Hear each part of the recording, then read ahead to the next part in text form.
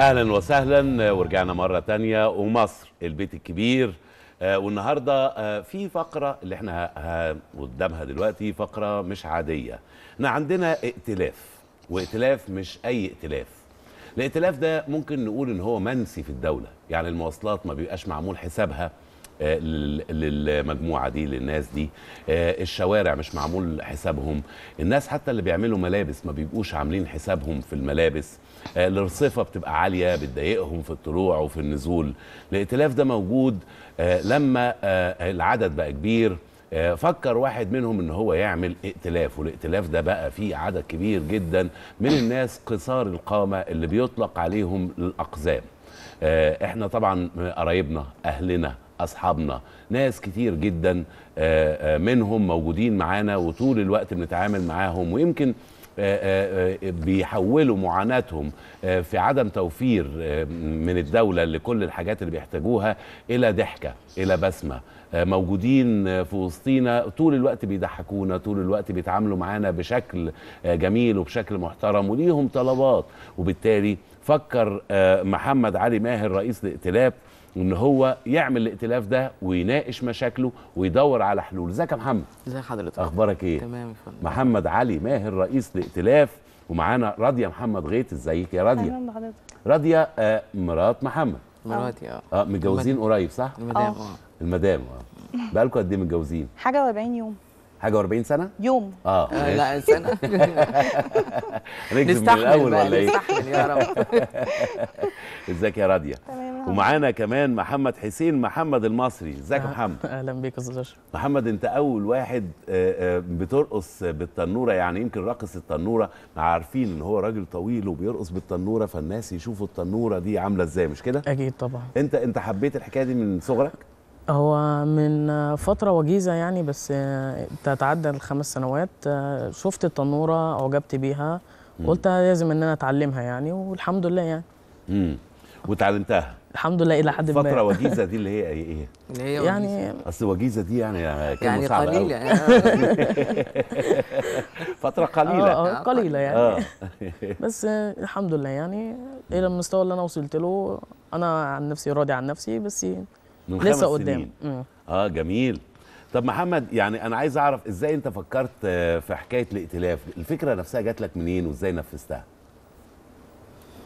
هو طبعا في البدايه قبل كلامي يعني بحب اعزي اسر الشهداء. النهارده كان في حلقه وباسم الائتلاف، يعني شهداء مصر المحروسه كلها، يعني نقدم لها واجب العزاء ويا رب يخفف عليهم. هي الفكره يعني في البدايه يعني جت من التهميش، ازاي الفئه دي مهمشه وازاي يعني نقدر، عايز نوجد لهم حل. يعني الجمعيات والمؤسسات المجتمع المدني عادة قائمة بعض الشيء على التبرعات أكيد يعني، وناحية المشاريع والحاجات دي بتبقى متكتفة شوية. الدولة برضو عليها عبء، فازاي احنا نقوم الموضوع ونساعد الناس دي. في البداية جت الفكرة بعد الدستور اللي خلص ده، والحمد لله استفتينا عليه. في محمد انت اسكندراني؟ صح؟ شفت مسكتك ازاي؟ لا جدع. خلص دي اسكندراني. صح أيوة. كده. خلص دي قاهري. انا اصلا كنت في اسكندريه، وبعدين لما اتعرفت بقى واتجوزت هنا فقمت هنا بقى. هي اللي جذبتك لهنا. صح كده. انت شايف كده؟ شايف كده.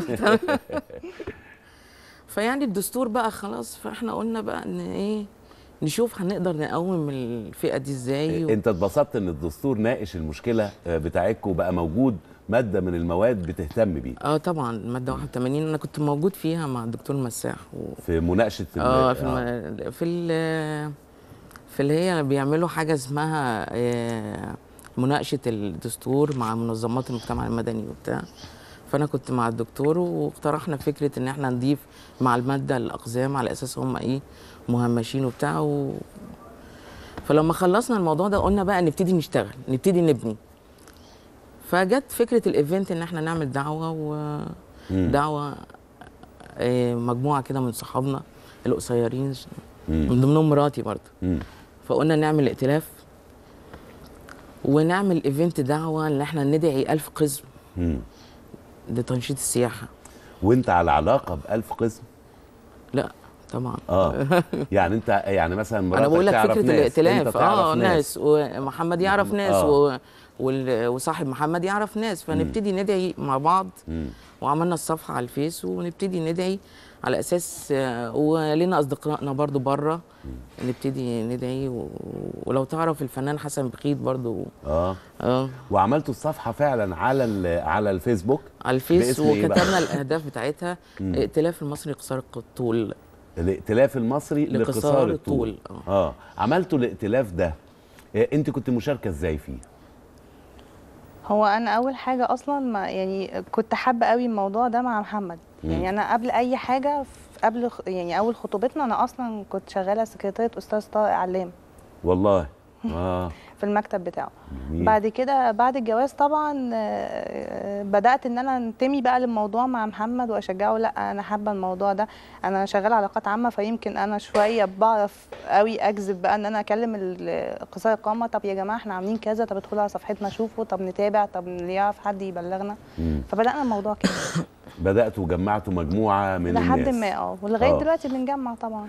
وفي 1000 واحد وصل ان هم بقوا منضمين للائتلاف.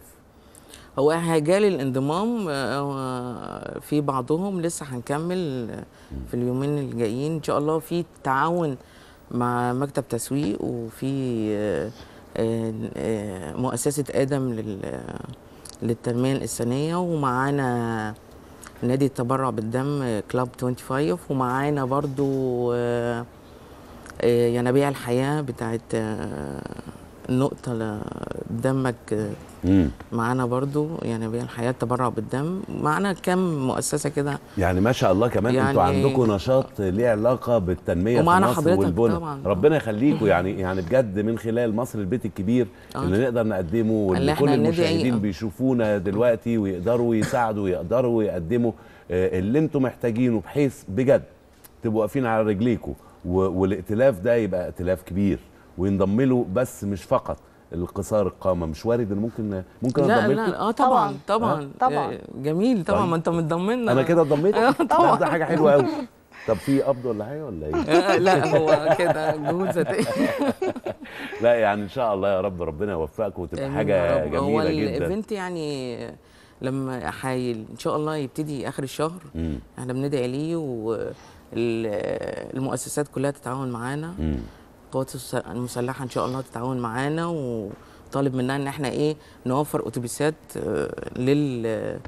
للدعوه للايفنت في كل محافظه اتوبيس. ان شاء الله هم 20 محافظه، لو كل اتوبيس 50 راكب نقل يبقى كده كملنا يبقى كده بقت 100. يبقى كده 1000 ان شاء الله.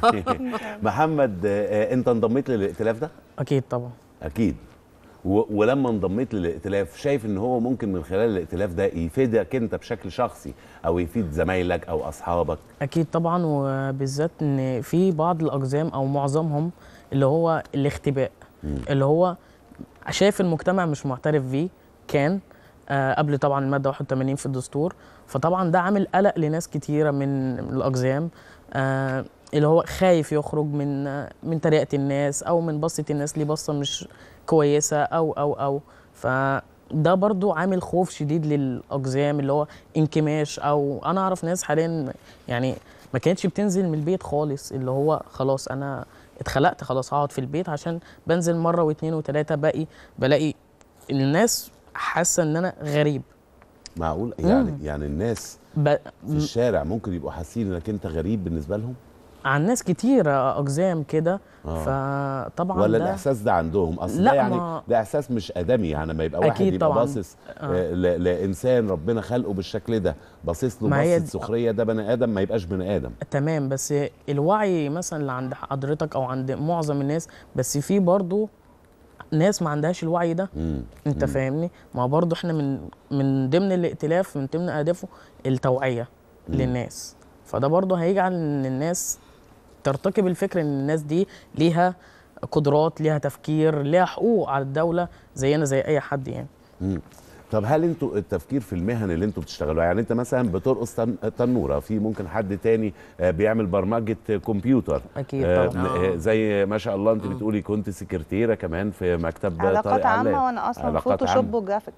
يا سلام، فوتوشوب وجرافيك، ما شاء الله ما شاء الله. وعملتي شغل في الفوتوشوب والجرافيك؟ اشتغلت فتره وبعد كده دخلت في العلاقات العامه بقى، لقيت ان استاذ طارق لان انا لبقه قوي واعرف اجذب اللي قدامي بطريقه كلامي، فقال لي خليكي علاقات عامه. خلي بالك يا محمد، ما احنا خدناها من طارق انها بيه بقى، بتعرف خدناها من تجذب طارق اللي علام. قدامها من طريقه كلامها، خلي بالك. لا، يعني ممكن تكون جذبتك بالطريقه دي.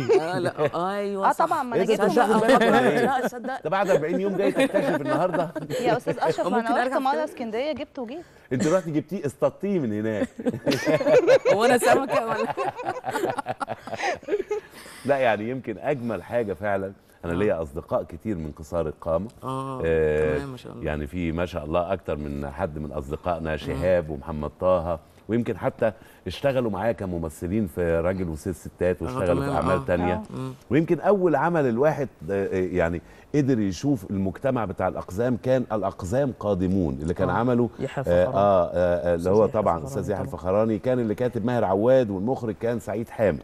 من الافلام الجميله. انتوا شفتوا الفيلم ده؟ اكيد طبعا. اكيد طبعا. وفي كتير من يعني يمكن بس هو الجيل، انتوا اصغر شويه، هم كانوا جيل اكبر منكم مش كده؟ لكن كلهم كانوا، انا رحت لهم في التصوير كانوا مبسوطين قوي ان هم في التصوير، ان في حد مهتم، ان حد لا هم بيحاول فنانين يقدم على فكره، مشاكلهم. فنانين بجد يعني. اللي بيعملهم فنان بيبقى فنان بجد، مش يعني سيبك من الاجر المادي، او هو عايز طبعا حياته انه يقدر يعين بيها نفسه، بس هو فنان يعني. يعني محمد فنان، وفي غيره فنون مسرحيه فنان، فنون شعبيه فنان، موسيقار فنان، كمبيوتر، كاتب صحفي، الدكتور، المحامي. في اطباء وفي انت هتشوف محامين. هتشوف الناس دي، موجودين معاكم في هتشوف. الائتلاف. ايوه صحابنا يعني. وفي عامل دكتوراه في الاقتصاد، واللي عامل ماجستير ايه، يعني ما شاء الله يعني ما شاء الله، يعني ربنا يعني مجتمع يكرمكم احنا يا رب. عايزين نطلعه بصوره ان شاء الله تكون نغير نظره الصوره المجتمع. اللي هي من حقكم، يعني من هي حقكم. طبيعيه، بس هي ايه، ما كانت يعني الاعلام كان عامل عليها، ما كانش عامل ما عليها كانش سبوت. عامل عليها سبوت. أيوة. النهارده ما ظهرت حتى في الدستور في الماده 81 اللي انتم بتقولوا عليها انها ادتكم حقكم. اكيد رحتوا قلتوا نعم طبعا. اكيد طبعا. اكيد طبعا. يعني هو هتروحوا تقولوا الائتلاف لا اصلا يعني. كان بيدعو بنعم. وبتفكروا في بنى مصر، وبتفكروا ان انتوا تقدموا نعم. فن، ومن خلال الموسيقيين، ومن خلال الاطباء، ومن خلال مهندسين، ومن خلال محامين. اللي انا املكه ان اقول لكم ربنا يكرمكم يا رب، وادعي لكم باذن الله. وتيجي بقى في الايفنت دعوه معانا الالف في الايفنت خصم ان شاء الله. احنا هنكتب ويلكم ايجيبت كده بشكل بشري. وندعي يا سلام. ندعي يعني هتتجمعوا كلكم تكتبوا ويلكم ايجيبت، بتدعوا العالم كله للسياحه. للسياحه في مصر. ده حاجه أكيد. جميله. وفي برضه ناس كتيره يعني الحمد لله واقفين معانا من بورسعيد، استاذ ريم ابراهيم واستاذ عماد حواس، وفي ناس كتيره قوي يعني واشرف معاكم، واستاذ اشرف عبد الباقي على راسهم. كنت قال في الكريدور في حلقه احمد ادم برضه، قال لي ان شاء الله. واحمد ادم باذن الله. والله يعني اكيد كل الفنانين ما حدش هيتاخر يوم الايفنت ده، بس انا خايف اما انتوا تكتبوا ويلكم ايجيبت، لو انا جيت انا واحمد ادم وبتاع، احنا ممكن نتفرج من بعيد. لا اللي هم انا وادم وويلكم وانجليزي وبتاع. الاقزام هم اللي هيعملوا ويلكم ايجيبت. طيب عشان هنقول الدبليو الاول ولا ال الاول، ممكن نبوظ لكم الدنيا. خلي لا بالك. هي باينه على الفيس، انا كاتبها في الايفنت شكلها يعني. جميل. توفيق ان شاء الله. محمد، ان شاء الله. ما ينفعش نقفل الفقره بتاعتنا من غير ما نشوفك. ماشي اوكي. ماشي. نسمع المزيكا وتورينا فن من الفنون المصريه الجميله، فن التنوره اللي محمد بيعمله. بجد حاجه ممتعه وحاجه جميله. ويا اخوانا، الناس المصريين دول ناس جدعان قوي، وناس واقفين على رجليهم، وعاملين ائتلاف محترم جدا، والحمد لله ابتدوا ياخدوا حقوقهم من خلال الدستور الجديد. كلنا بنحييهم، وكلنا يوم ما بنشوفهم في الشارع بنحييهم وبنقول لهم يا مصريين ان شاء الله كل مشاكلكم، اذا كان رصيف عالي يتعمل حساب الناس دي، اذا كانت المواصلات يتعمل حساب الناس دي. من حقهم انهم كمواطنين مصريين ياخدوا حقهم. نشوف محمد.